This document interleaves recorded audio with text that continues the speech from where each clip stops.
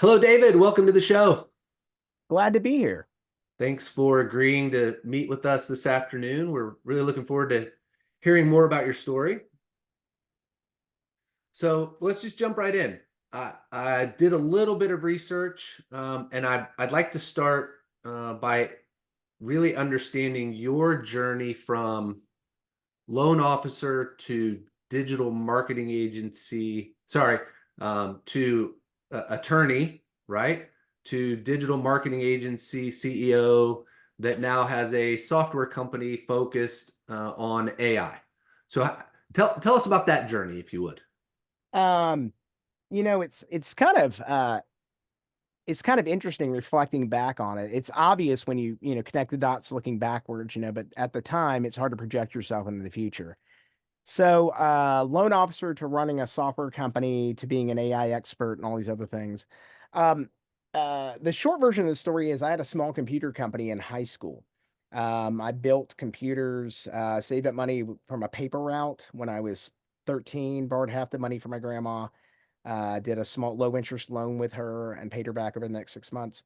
And I built my first computer when I was at age 13. That went through high school, getting awards at the state science fair. We built an online bulletin board system, Hmm. which was kind of a pathway to getting on the internet back in 94.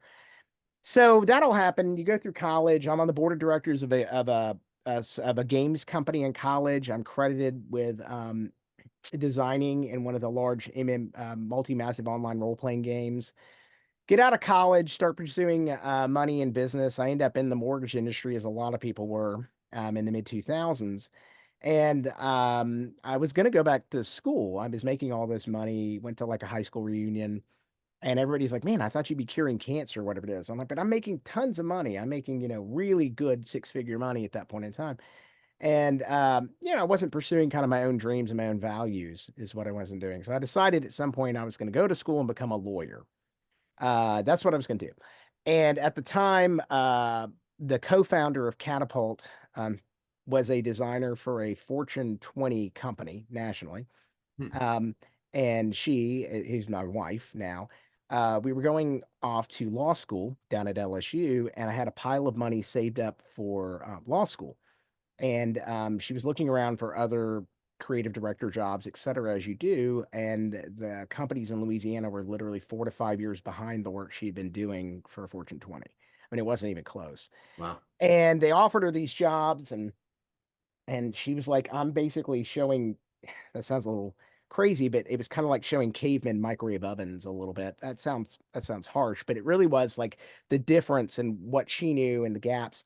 And she was like, I don't know how to do this. And I said, let's take this big pile of cash I've saved up for law school and let's use some of that to start our own company. And it's under a different name at that point in time back in 2007, but that's where Catapult was born. And I go to law school. It turns out I'm really built to be a corporate lawyer and intellectual property lawyer. No one else at that point in time, IP wasn't that popular. Hmm. I get out of school. We had this agency that we were building and running, and we had employees. And it was kind of a good fit for us because of my background in history and programming and software development, et cetera. We started doing software for people as another service because a lot of marketing agencies don't have programming teams. They don't know how to program software. They just take stuff off the shelf and they don't really understand the underlying architecture for it either. So the story on this is pretty simple. We started building, I think we built our first software project for a client back in 2011. And that's grown as a big part of our business and everything else into building our own AI software today. So that's kind of the journey. It's kind of meandered, like how you get there. Um, Right. and I don't think for any business owner, towards the end of their lives, et cetera, I think very few of them will say it was a straight path. I knew exactly where I was going to end up. I joke about right now in this age of AI that, people ask, like, what's your 5-year plan? And I just say, well, most people don't know what the market's going to look like in 5 months. Right. You have to be nimble and you have to adopt kind of an agile mindset and you have to figure out how you're going to adapt to changes because we're living in exponential times and things are changing faster than they ever have in the past. So that's kind of, I hope that's a very long answer to a very short question.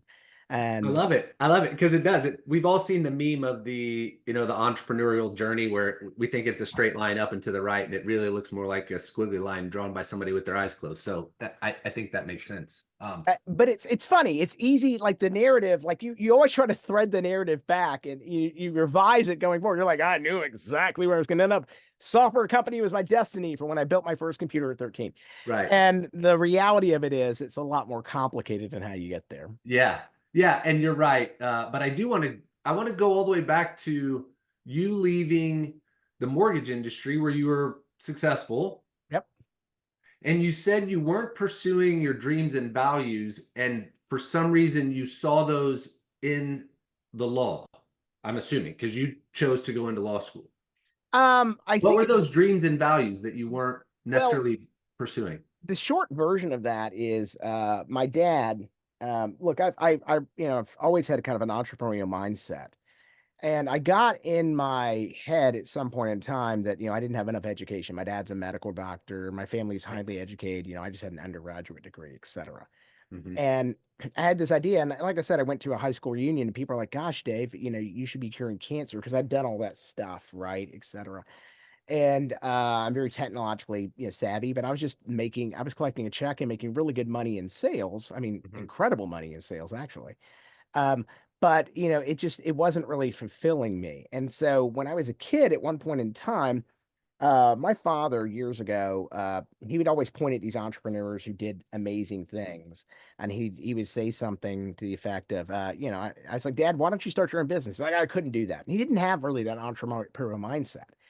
And I think it was that I was living my life based on the expectations of others is really what it came down to. And maybe that's part of going to law school was too, is that I should have needed more education. But I really found myself being underfilled in these sales roles, sales jobs. I mean, um, I worked in a warehouse for a brief summer period for a massive company when I was freshman. It's the summer before I went to college. And I came in as a auditor, like auditing lines of picking materials in this Right. warehouse. And within 3 months, and I'm going to college, I wasn't going to stay there. Within 3 months, I am in the warehouse office and I've redirected how their trucks are running. And I literally am saving them $1 million a week in costs. Mm. And I did this at 19. And I've always thought, you can find better solutions. I appreciate rigorous challenges and I appreciate unsolvable problems because I really believe if a problem's unsolvable, you really haven't looked at it from the right angle yet. So that's kind of, and that's not just about me. I think that's for all of us. Somebody who says they're not good at math, that's a mental set of blocks you just saddled yourself with for whatever reason. You don't have Right. the right education, you haven't been told in the right way, you don't have the right mentor or teacher. And I didn't believe it that any of these things are achievable if you put the time and energy into them, if they meet that kind of qualification. So in my particular case, going to law school was I needed more education, and I really saw in the mortgage business, I saw a lot of really bad things going on, like a lot of bad things. This is before the financial crisis, which I had predicted 2 years before it happened. I said, the mortgage business is like a bomb. When I came into the mortgage business, they said that there was fraud, and I think 7 to 8% of all loans. And by the time I left it, it was a quarter of all loans had fraud in some element of the Wow. process. And I predicted in 2008 the failure of one major national bank that year. I didn't know it'd be like 63, but Right. when I say it, I knew these things were coming, and I knew that something wouldn't happen. I mean, when the cost of the average home is beyond the average income earner in the United States, you have a problem. Hmm. And you can only depress prices through inflation and all these, not inflation, through interest expense, et cetera, so much. So I knew that. So going to law school for me just seemed like getting more education was part of it. I don't believe, the 7 habits of highly effective people. I don't believe that sharpening the saw is ever a bad idea because it's Okay. the one thing that people can never take away from you. And I thought the law was maybe a valid pursuit based on some of the things with corruption and regulation and things I saw happening. So I thought that was it. And I don't really think that the law was really the outcome. Maybe in retrospect, I would do something differently. But then I talked at the National Intellectual Property Conference in November. So I guess that worked out. Yeah. But on artificial intelligence in particular. But because in AI as a lawyer, I'm one of, 2 dozen who actually is a systems architect in the US. We're actually building AI software and machines. So it worked out. And it makes sense now what we're building and what we're trying to achieve with Easy Prompter, et cetera. But at that time, it seemed like getting more education was a good investment in myself, and we wanted to move towards that. So that's kind of where it was. I'm not going to say it was fully baked or fully thought out. I don't like the revisionist version of that, where you never admit to your own failings. Right. I fundamentally people learn more from a failure than a success. Success is just because of everything I did right. The failure makes you really analyze what you were not doing and the things you've not accounted for yet. Yeah. Yeah. So, That makes sense. And so at some point, you chose to transition from law to this digital marketing concept, the digital marketing agency. Yeah. no, we didn't transition at all. I still have a law firm. I still practice intellectual Okay. property law. It's Okay. a very small part of what I do, but I do more like expert witness stuff around that, et cetera. Okay. Or other law firms will call because they have some kind of problem in the internet marketing space and they need to talk to an attorney who understands the internet and how the laws work and privacy and all these other regulations that go along with it. And I'm on a short list of maybe, I mean, that's like literally 8 people in the US. Okay. So there's some of that I do. The digital marketing thing was, I had a background. I'd done sales. I got a double major in management marketing, a subspecialty, a minor in statistical analysis from the University of Georgia. So some of that stuff is right in our wheelhouse, but that was a way of paying the bills. I mean, my Mm. wife is a creative director. And also historically, I was on the board of directors of a company. So I'd kind of had that entrepreneurial mindset, had built Mm. parts of companies before, had managed people. And so for us, it was just an outgrowth. And part of it is, you're paying the bills with it, right? That's Yeah. digital marketing was a good space to be in 2009, 2010, started in '07. And so that wasn't a bad thing. I get out of school in 10, passed the bar, and I'm doing some legal work, but the marketing stuff is really paying the bills primarily at that point in time. I didn't want to go work for big law. uh, I didn't have any interest in 2,400 billables. If I'm going to put that kind of time in, if you're going to put in 70 hours a week, it might as well be my own animal. Sure. And that's what we did. So digital marketing is something we got really really good at, built a really great team around, and did that for, we still do it. But what I am doing right now is I am CEO of Catapult, but we've been talking about me stepping down from that role, taking more of a chief technology officer role now. And meanwhile, really ramping up our software endeavors, because that's kind of where a lot of the future lies, is in our artificial intelligence and the other software pieces we built over time. Because we built Yeah. solutions for people, but we've also built some things that we sell as software as a service that are much more powerful than what most digital marketing agencies out there have access to. Actually, I'd say than any in the United States have access to. I mean, if you're going to go get some of the stuff we do from an analytics and those other standpoints, you basically have to, we need a seat of Google Analytics 360, which is, I think, 160 plus a year, thousand per year Oh, per. wow. So we've built solutions for clients. And those solutions primarily were built to service clients in the Louisiana market, which is not the most wealthy market in the U.S. So the thing is, when we go into other markets, we have a real cost competitive advantage. In Boston, I'm in the bottom quartile for pricing if I'm using my same pricing from Louisiana. Sure. Um, Sure. so it's just been a natural progression on that. But we've really gone full bore into the artificial intelligence stuff in the past. We've been working in machine learning space since 2018, and we've really moved into AI, at least that portion of artificial intelligence, like a generative AI, since February of last year, February or March last year. Okay. Yeah. Yeah. And I want to jump into artificial intelligence and your Okay. expertise there. But I'm curious as to, you spent the better part of the last 2 decades in and around digital marketing in a lot of different geographic markets as well as vertical industries. Um, I've got a couple of questions. Okay. What do you think that most or a lot of um, entrepreneurs, emerging businesses get wrong about digital marketing? Um,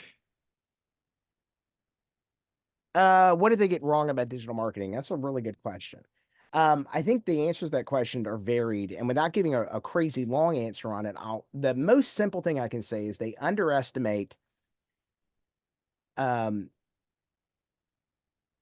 they get too fixated on numbers without knowing how to measure the things they're trying to measure.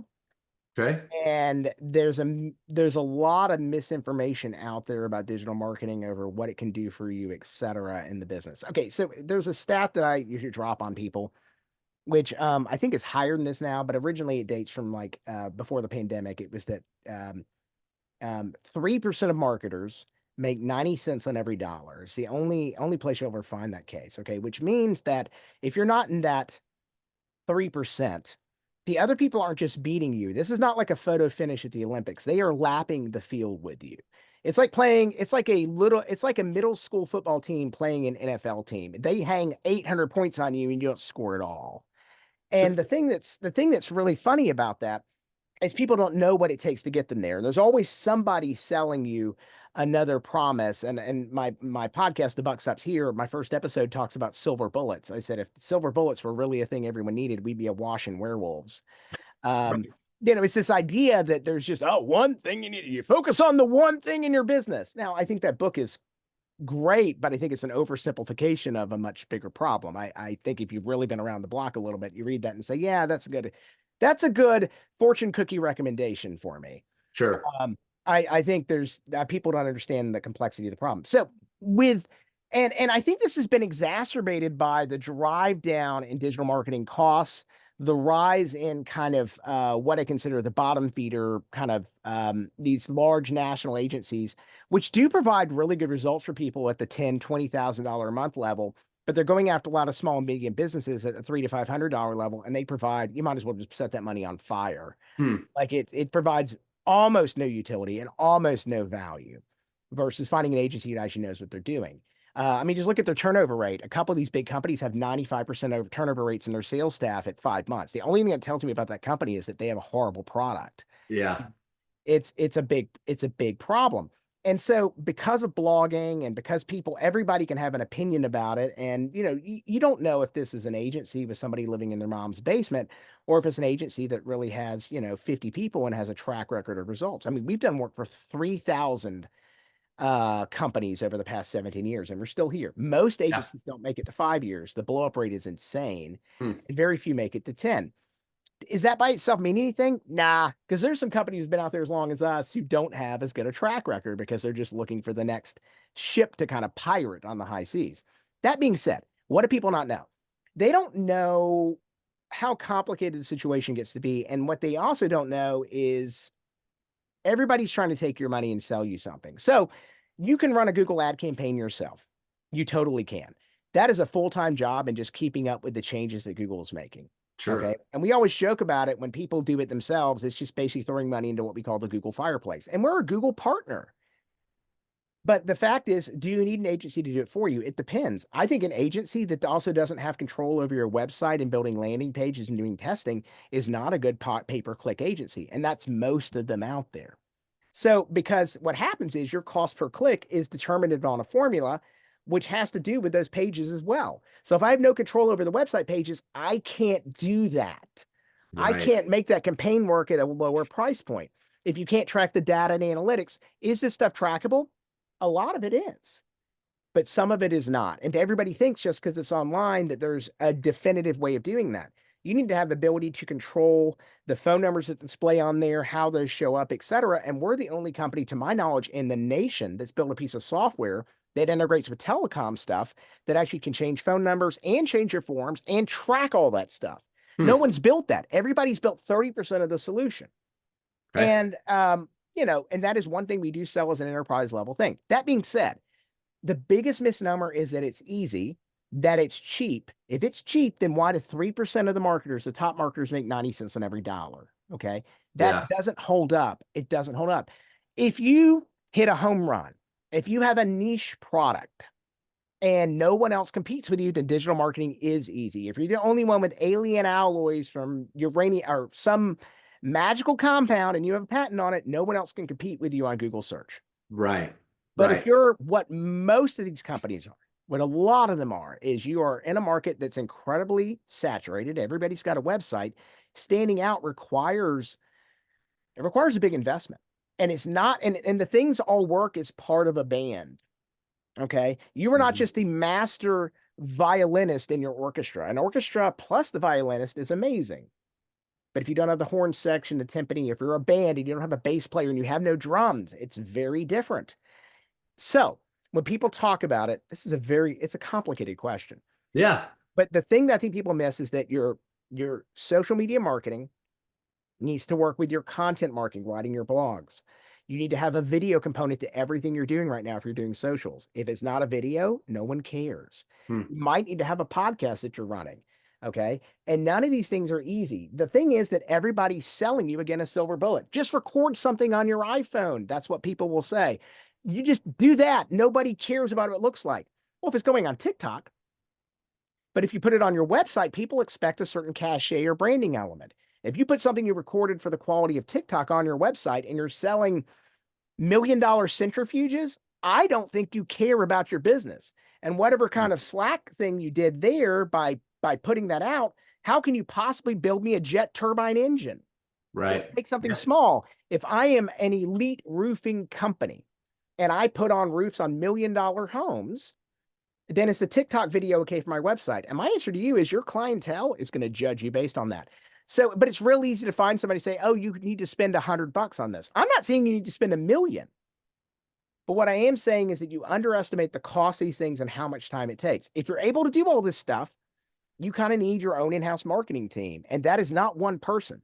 To Mhm. do digital marketing right, as my experience goes, to really do stuff for a company that's going to compete on a regional level, you need a minimum of 6 team members. Hmm. 6 team members.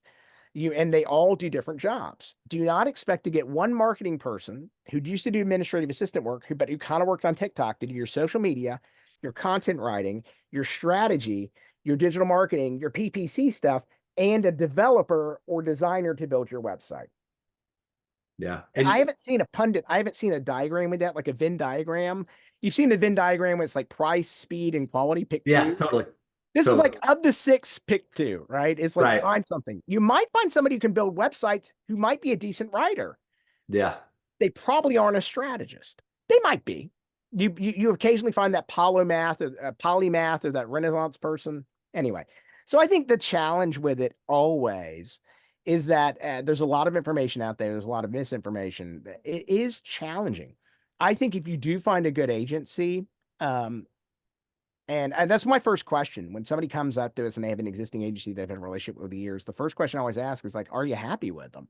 Hmm. Because I don't want to I'm willing to come in and my company doesn't care. I don't have to, we have enough business. I don't need to take all your business. We can do one piece of it they don't do, and I'll partner with them. Okay. And that's fine for us. But the challenge with it is somebody comes in and I'm like, what do you want? What are you looking to do? It looks like they're doing a pretty good job. And I've done that before. Yeah. I've analyzed their stuff. I think they're doing a pretty good job. Could you do better? I mean, yeah, maybe.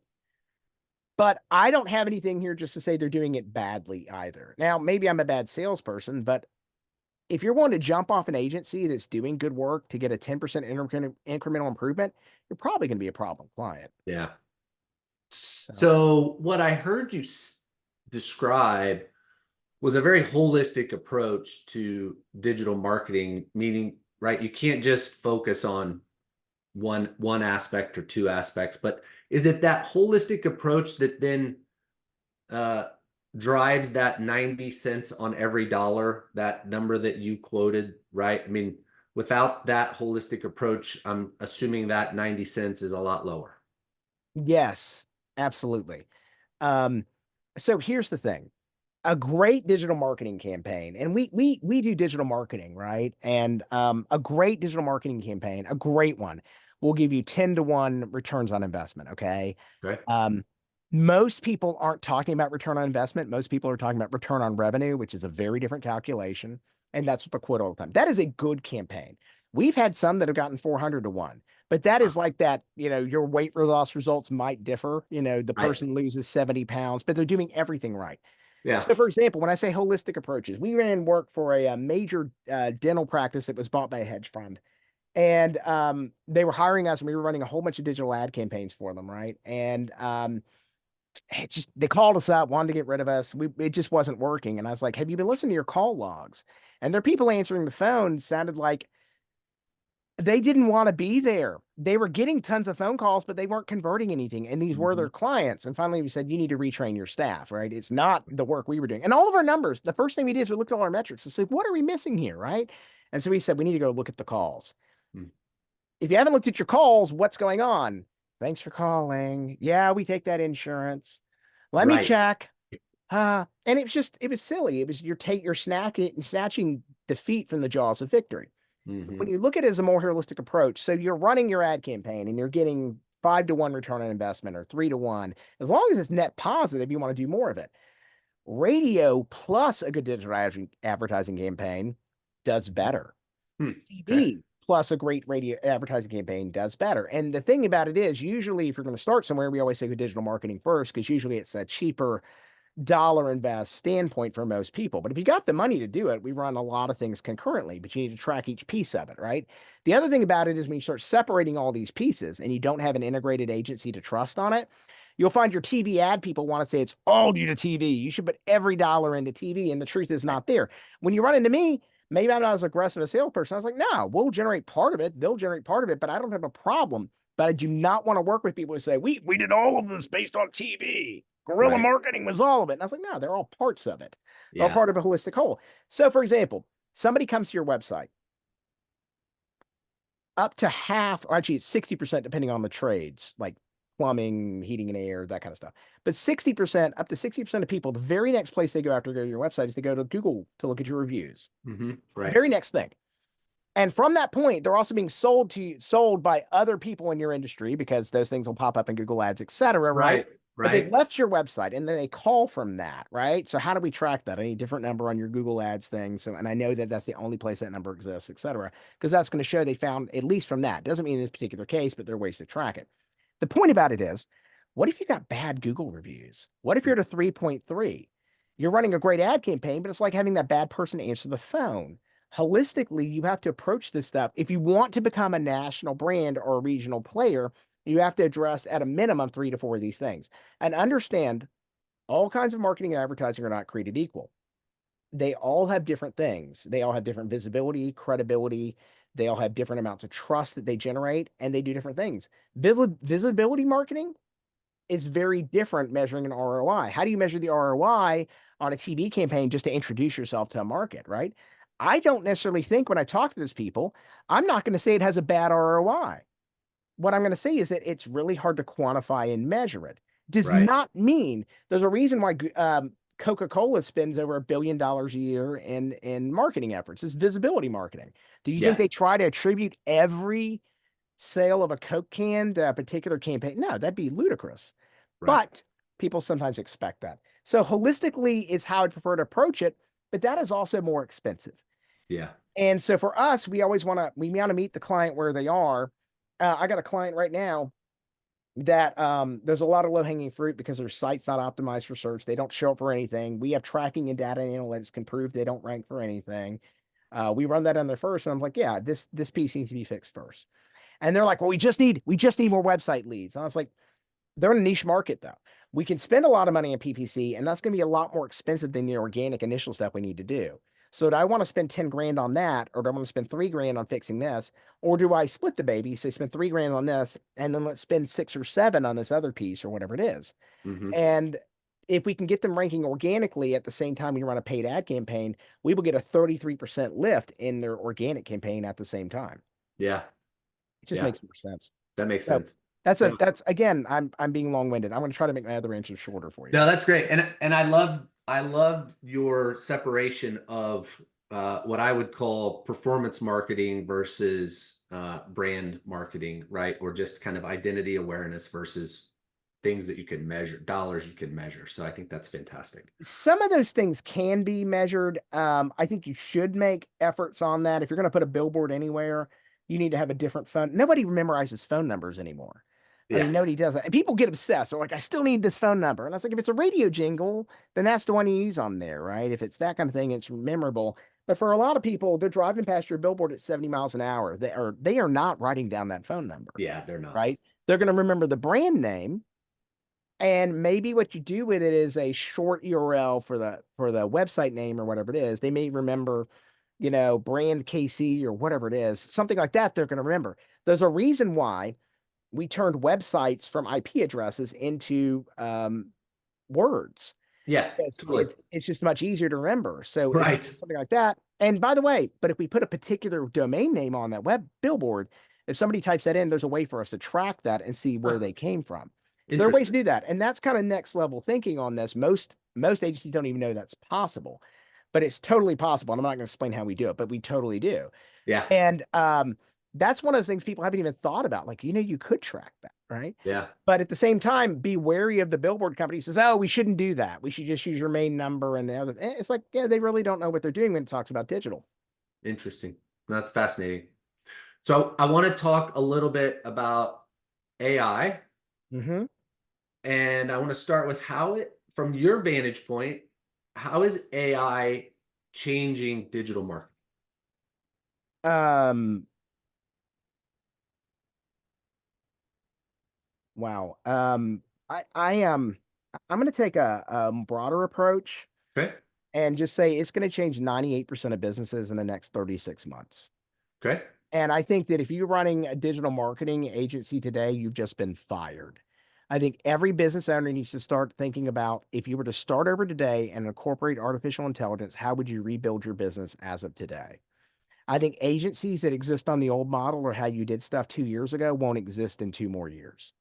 And they shouldn't. Yeah. Um, So this, say more about that. How should the business owner mhm. be thinking about AI as it relates to their business? And I know everyone's niche and everyone has different things, products, services, geographies, SKUs, so on and so forth.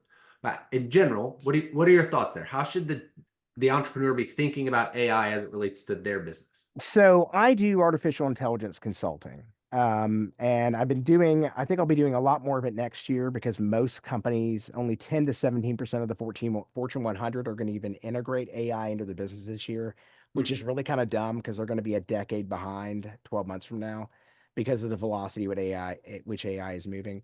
And that even if AI machines get no better than they are today, I could come into any business, rework how you operate, and probably save you 30% of your hard costs or make you 5 to 10 times more productive today.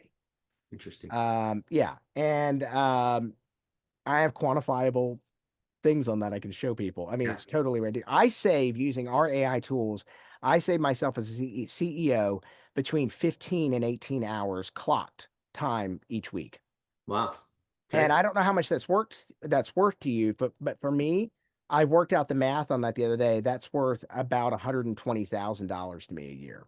Yeah, I'm sure. And And I'm what are some of paying, those tools? What are some of those uh, tools that you're using? well, a few of the tools, we built our own AI software that we're selling. It comes out of beta officially tomorrow and have a free trial. That'll be May 8th. May 8th is today when we're recording this podcast. May 9th it comes out. That's called easyprompter.ai. Okay. I'm using that. As far as other tools go, but we integrate with all the AI. So initially, I was using OpenAI, so ChatGPT. I was using Claude 3 through Anthropic. Other tools we're using, I mean, those are the big two. But now we do all of that within our own tool, easyprompter.ai, and it provides those kind of benefits to us. And that's not just to pitch our own stuff.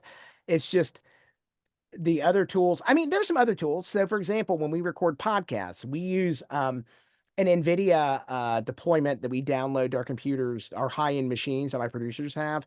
They run that, and that does eye correction on their podcast. Okay. So when I'm looking away from the camera, etc. We also use that in our video studio. We have a video studio that we rent out up here in Kansas City. And when somebody comes in and is reading off a teleprompter, we use a teleprompter now, and Hmm. we use AI to fix their eyes. But we don't do it the whole time because then it gets very uncanny valley to Right. stare at the camera. But we Right. actually have an algorithm we run across it that we add layered on top that only do it for part of the thing. Okay. But Okay. it comes into where I don't have camera focusing because I'm looking left and right and reading the teleprompter. Now it looks like I'm reading it and it's very natural. And we have it match the camera about 80% of the time. So it looks very natural, not uncanny valley. But we did that because the NVIDIA thing, you stared at the camera the whole time. We said, okay, Right. that doesn't work. We need to fix that. So those are the kind of tools we're using. But other tools we use for podcast recording and stuff like that. Descript is one. Mhm. Riverside. There's a whole bunch of different tools out there. And I have these 6 rules for AI. I just gave a big talk in Kansas City 2 weeks ago, and I've come up with these 6 rules for artificial intelligence, and I kind of follow those. Yeah, share those with us. For those out there, rule number 1, and these are our copyrighted rules or whatever you want to call it, but we talk about them in talks. Rule number 1 is human in the loop. You must always make sure, no matter what happens, that you have a human in the loop of what you're doing. This idea of AI agents and things like that, that's what everybody's chasing. We are still years away from that reaching a level to when you can trust and verify. It's the reason why full self-driving from Tesla requires you to have your hands on the steering wheel. Okay. And I know because I took my hands off the steering wheel for about 3 minutes and it flagged me. It said, this has been disabled until you come to a full stop. You only have 3 more flags on this, and we're disabling it on your car permanently. Oh, wow. Yeah. That is very interesting because you do need to. And there are times, for example, with a full self-driving, amazing stuff. But I went over a hill in a place one time where the camera sensors couldn't see what was over the hill. And it literally freaked out going over the hill, and I almost hit a mailbox. Okay. Oh, But I wow. had my hands on the steering wheel, and I was like, oh, what's it going to do with this? And it went over the hill and it freaked out because it couldn't project what was over that horizon. It didn't Right. know. Yeah. And Yeah. it was just like blinding somebody. You as a human, you're going over a hill where you can't see. You're like, maybe I should slow down and think about what's going on. It could be a girl following a ball out in the road. So number 1 is always human in the loop. Okay. When you produce content with AI, people even using GPT, we think we've handled that with our piece of software, Easy Prompter. But people will talk about GPT's gotten lazy, or it uses words that make it very, like it talks about delving and scientific curiosity. It uses words that no one would use. And so a lot of content, I mean, supposedly 95% of all the LinkedIn content out there is being generated by Chat GPT now. Interesting. It's pretty, well, think about it. Nobody uses that many emojis in your posts. That's not what LinkedIn was ever there for. And Right. it's obvious it's being driven by AI. Here's my thing. You need to make that content human again. If you're just putting out AI content, then it's a regression to the mean. You're doing the content that everybody else is doing from the bell curve, right? The stuff that makes you outstanding and exceptional is the Hawkings, the Einsteins, the Aristotles, the Platos of the world. And those are outliers. They do not fall in your normal bell curve. Sure. And those are the things that really have taken humans to new heights. I'm not saying that the wisdom of crowds isn't great, but it's not going to come up with the next giant breakthrough as the agents currently stand. So number 1, human in the loop. Okay. Number 2 is AI responsibility. No matter what the AI produces for you, you're responsible for the outputs. Okay. So there's a lawyer in New York who's being disbarred right now because he turned in a whole bunch of case law that the AI machine made up. And he's like, I didn't know about it. If you would not trust the new intern at your company to do it, are you going to blame Timmy, the intern, for wiping out your bank account? You didn't provide oversight. You just said the AI produced it. Are you telling me you turn in stuff without checking your work? Right. Number 3 is bias exists. And bias is going to get worse in the machines. And a lot of people haven't talked about that. Bias is because the machines were trained on the corpus of human knowledge. It is predominantly white, male, and Eurocentric. That's good or bad. It is how the machines were trained. It was trained on the corpus of the internet. It was trained predominantly on English language to start with. Biases exist. We just had a client that we were trying to get a first draft of a marketing campaign for a cosmetics line, but they wanted the cosmetics line to be gender neutral. We asked the AI and we told it that it needed to be a gender neutral first draft of stuff because we use that for brainstorming and ideation. And it came back with, hey, girl, what about this cosmetic line? Your girlfriend's think it's been amazing. And I was like, wait, what's that about? We said gender neutral. So the bias exists. And as we get into synthetic data, having machines train machines, again, it's a regression towards the mean. We're going to be reinforcing the centerline stereotypes and that the bias exists. If we turn that in as a draft or an ideation thing to our client, we would have been fired. Sure. Yeah. If it produces something that doesn't match what your clients are looking for, you would be fired. Number 4 is privacy and data ownership. You need to read your terms of service. 99, and I can't really think of one right now, 99% of all the AI machines in the market space, AI technology in the market space is data harvesting. It's data harvesting. Who owns your data? Does it matter? And if you put data into GPT and it's not private, I can ask it about the data you put in and it will tell me that. You put your pricing, if you memorize your pricing data in GPT, I can ask it what your pricing data is, right? And it will tell me. It has no guardrails on that. Here's the thing. Easy Prompter is one of the only machine, that's ours, but we baked privacy into it. So much so that it says it survives an acquisition or investment sale. It cannot be removed from our terms of service. We had a VC a few weeks ago offered to, their solution was we're not interested in it because the privacy thing. Why don't you just spin that on a new company? You can keep Easy Prompter, but we'll invest in a new machine for data harvesting. And you're like, no.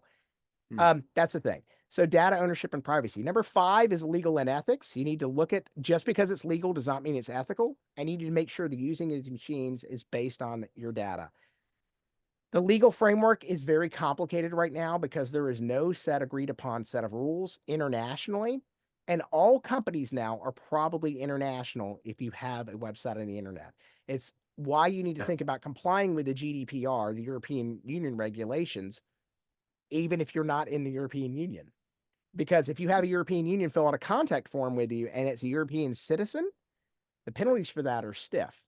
So with Oh, AI, you yeah. need to think about the legal requirements, and you need to build, more importantly, legal frameworks around your company's use of these machines. Okay. 67% of people at companies, or 63, say that they've used AI in the past year and have passed off the work as their own to their bosses. Wow. That means you probably violated the confidentiality of a client if you have that in there. Because if I take your confidential information and put it in a GPT without privacy attached to it, I've just violated my contract with that client. Hmm. And that's a big thing. And companies, none of them have these regulations for that. We've actually put together a set of those things online for people. I believe that's under our AI consulting site, but I can always get that to your listeners if they're interested in it.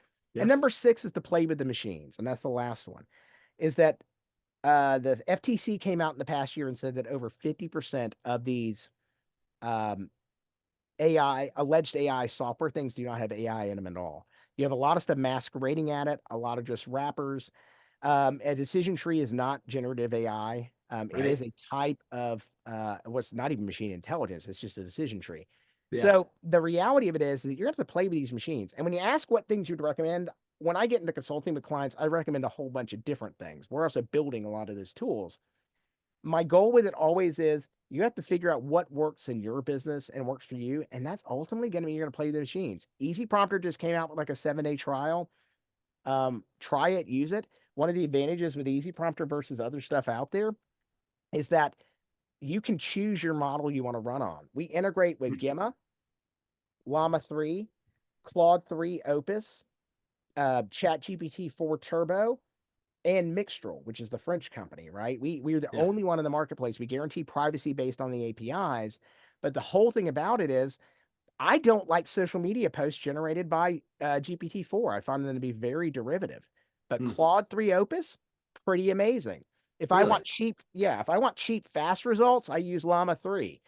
We get results in less than a second. It's near real time. So if I just want to ask it questions real quick and not have a huge expense load, I use that. Yeah. GPT-4 I use more for data analysis. Every tool is Gemma, Google's one, which I've not liked Gemini very much. Not anything against Google. I've just used it versus other stuff. But I find its product descriptions for shopping carts are by far and away better than anyone else's. So with ours, we have a default model that you can use, and then and each has a credit cost in our software associated with it. Sure. And you can just right there, you don't have to log into the interface. You've got your chat history, and all of it's private, and it's right there based on the model you want to use. And so I tell people to play with it, Yeah. and if you have, and we are responsive. If you want to, we just developed a unique selling proposition generator that we put in there. That's Right. pretty good. But we did that because a client asked for it. And we said, yeah, we can build that into our model. And we did. And ours just big buttons. It's a lot faster. It's about 5 times faster than using the sandbox in GPT just Yeah. because it shortcuts things. So that's not to talk about our software, but you have to play with the systems. I don't care if you're using GPT or Claude or whatever. You're still going to have to go play with those systems and Yeah. figure out what they do for you. Yeah. You need to get in there and like I said, I love that word play. You just need to play, Mhm. right? Figure it out. 100%. So this has been fascinating. I think AI is as you've mentioned, but it's a brave new world, and I think a lot of us are still trying to wrap our heads around it. Some of some of us, like you, are a little bit further down the path than the rest of us. So I appreciate you helping bring us along from that perspective.